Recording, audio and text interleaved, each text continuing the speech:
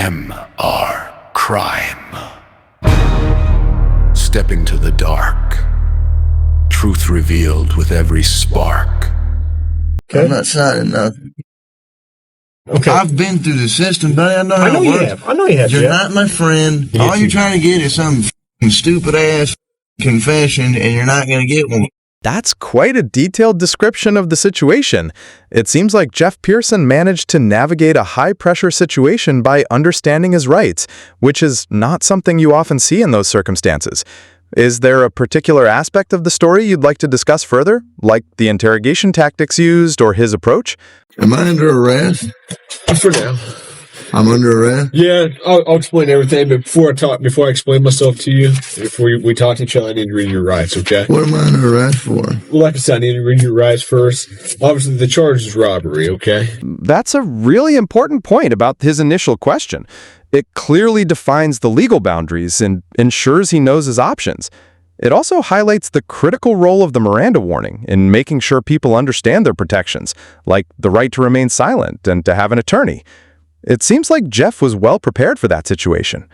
Is there something specific you'd like to discuss about those rights or the process? You have the right to remain silent. Anything you say can will be used against you in the court of law. You have the right to talk to a lawyer for advice before we question you. If you cannot afford to hire a lawyer and you want one, a lawyer will be provided for you. If you decide to answer questions now without a lawyer present, you'll still have the right to stop answering questions at any time. Does that make sense? You've probably heard these before, haven't you? That's a very well-described dynamic. The combination of high stress and the familiarity of the warning can definitely lead to people not truly grasping the importance of their rights. And you're right about those seemingly casual comments from detectives. They often have a tactical purpose. Is there a particular reason you're thinking about this?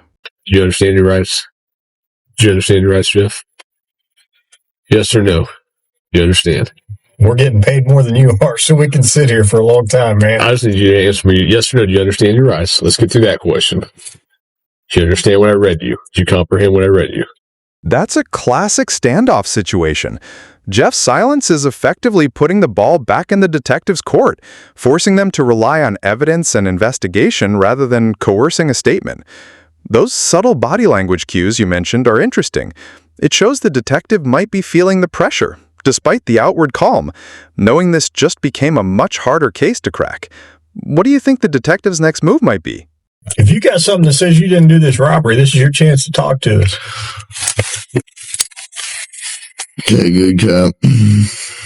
No, usually I'm the prick. You look like the prick. I am.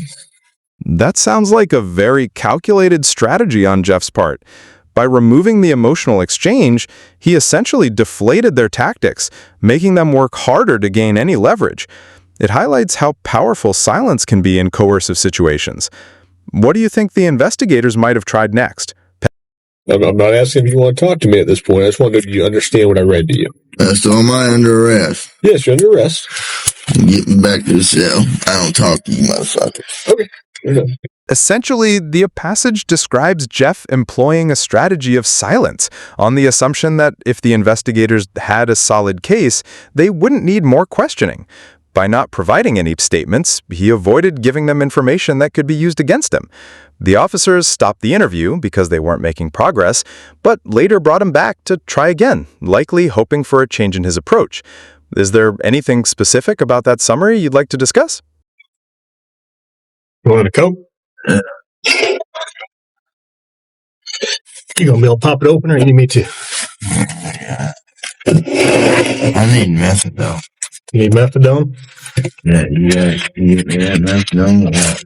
I don't have any. Do you have medication for it, or a prescription for it? No. What do you need methadone for? I'm a fucking junkie, and you guys, I can't get no methadone. I'm gonna go through withdrawal here in a minute. That sounds like a really intense situation for Jeff. It's quite remarkable that he was able to remain composed while physically dealing with withdrawal symptoms and even thinking about methadone. It suggests a lot of determination or focus on his part. Was there anything specific you wanted to discuss about this excerpt?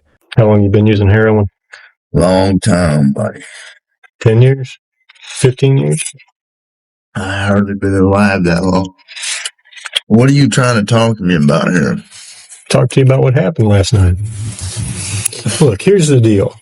Either you're in a bad set of circumstances or you went and committed an armed robbery last night. Yeah, Right. I'm in a shitty, wrong place and wrong time, obviously. I didn't commit no fucking armed robbery. All right, then let's talk about this. Let's I don't not have keep nothing. up I the don't act. talk to the police, man. It sounds like Jeff is being very strategic. He's focused on his goal of leaving, and he's avoiding anything that could hurt his case. That kind of discipline can really make it hard for investigators. Is there anything specific about his approach you wanted to discuss?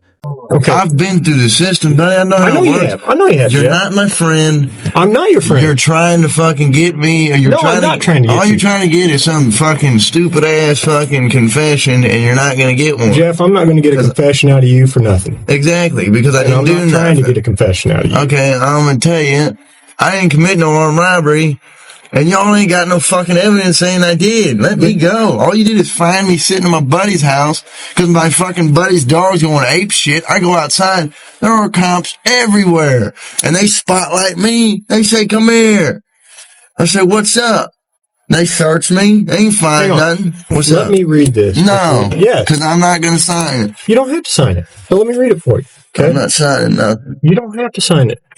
That's a vivid description of a tense situation. It highlights the inherent conflict between the detective's stated intention and the reality of Jeff's confinement. It also points to the psychological pressures at play in interrogations and the importance of legal protections, which seems to be exactly what Jeff is focused on. Is there something specific you wanted to explore further from that passage? Tell me what happened last night. Plain and simple. Your side of the story. I'm not talking to you. I'm warning you. All right. This is what I don't understand. I know, but this is what I don't understand, Jeff. You were sitting there talking just like you were ready to sit here and tell me what happened last night, and then all of a sudden I read that to you, and you screw it, I ain't talking to you. I want a lawyer. I don't understand that. What changed? Because I told you what. I already told you what happened. You didn't. How didn't I? You didn't tell me what happened last night. How didn't I just tell you what? But now you've handcuffed me, and I can't talk to you because you've asked for an attorney. So, okay, that's fine.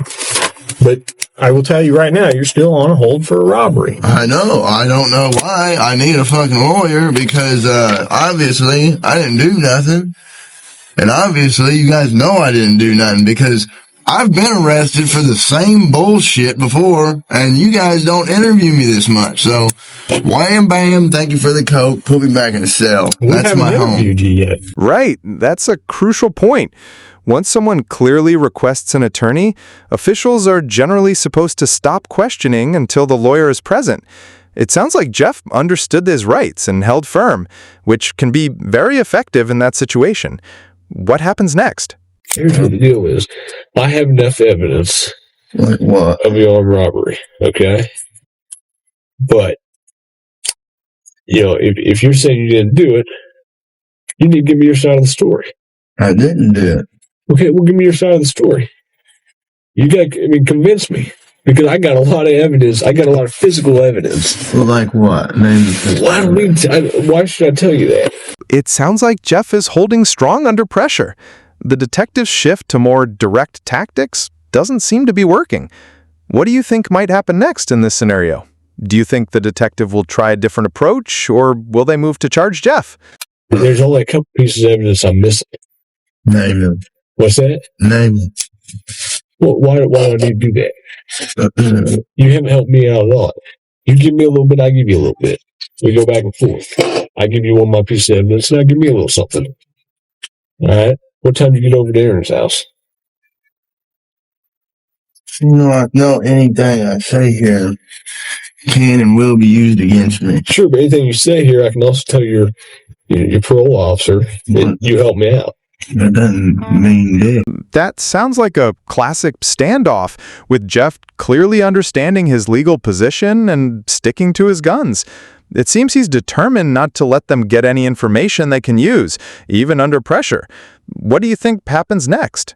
I'm done, man. Fuck this. I'm not even answering. All this shit that I just said is gonna be fucking written in the discovery now, right? What? You haven't said nothing. I mean, every little stupid thing that you've asked me, dude, is gonna be in the discovery. I'm not even going to do discovery. The prosecutor is. Okay.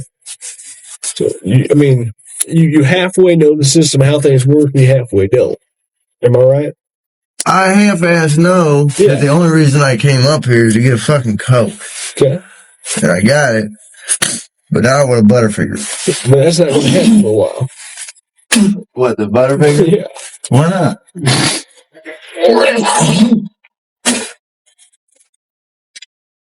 I need to go to the hospital. I'm coughing up blood. Okay. Let's go to the hospital. That's quite a turnaround for Jeff, going from being in that difficult situation with withdrawal and legal pressure to then changing his life and sharing his experience. It really highlights the importance of legal rights and personal resilience. Is there anything specific you wanted to discuss about the story?